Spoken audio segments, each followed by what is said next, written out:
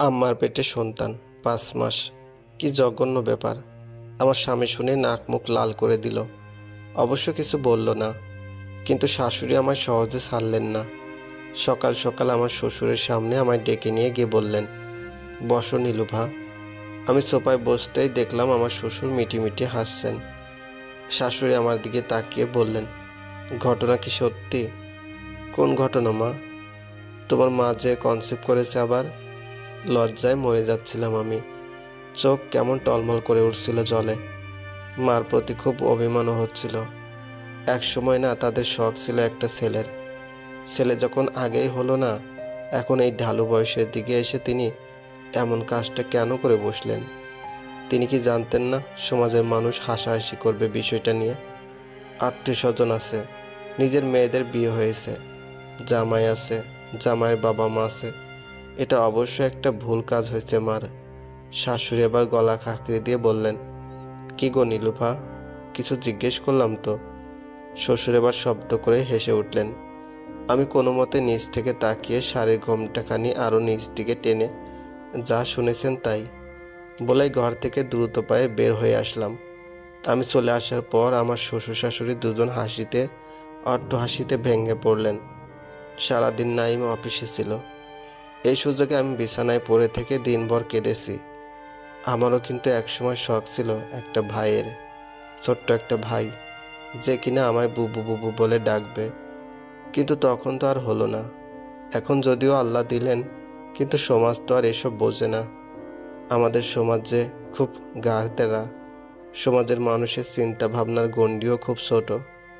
এই গণ্ডির বাইরে কিছু ঘটলেই সিসি শব্দের হিড়িক ওঠে। দুপুরের পর মাকে ফোন করলাম। মা লজ্জায় ফোন ধরলেন না। বাবাকে তো আমি আরও লজ্জায় ফোন দিতে পারলাম না। ফোন দিলাম আমার অপর 2 বোনকে। তারাও স্বামীর বাড়িতে এই বিষয় নিয়ে ভীষণ লজ্জিত।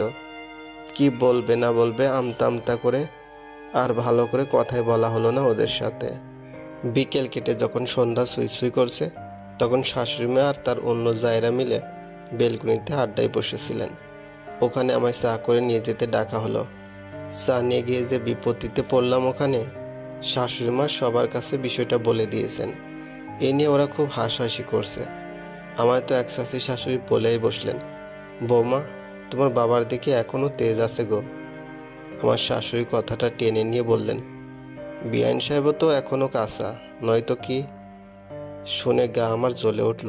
চা ভর্তি ট্রেটা টেবিলের উপর ঝন্নাত করে রেখেই ওখান থেকে কেটে পড়ি আমি। তারপর সারাদিনের চেয়েও 1000 গুণ বেশি মন খারাপ করে কাঁদি। বিছানার বালিশ বিছিয়ে ফেলি।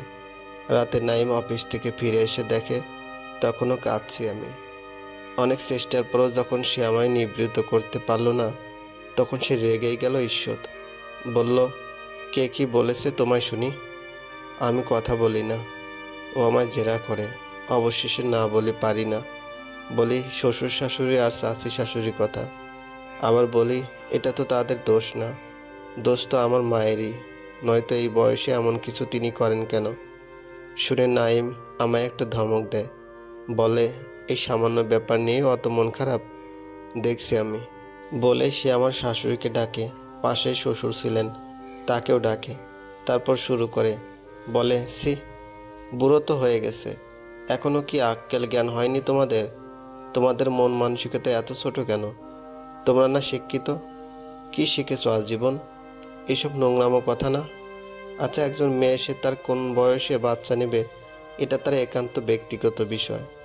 এখানে তোমাদের নাক গলানো কি আছে? হ্যাঁ, তাছাড়া সে এই কষ্টটা বোঝে যার শুধু 3-3টে মেয়ে আছে।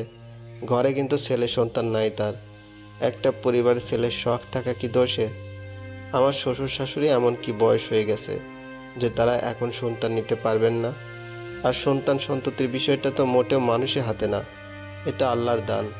তিনি যেহেতু চাইছেন একটা মানুষকে পৃথিবীর মুখ দেখাতে, তখন তোমাদের অত সমস্যা কি?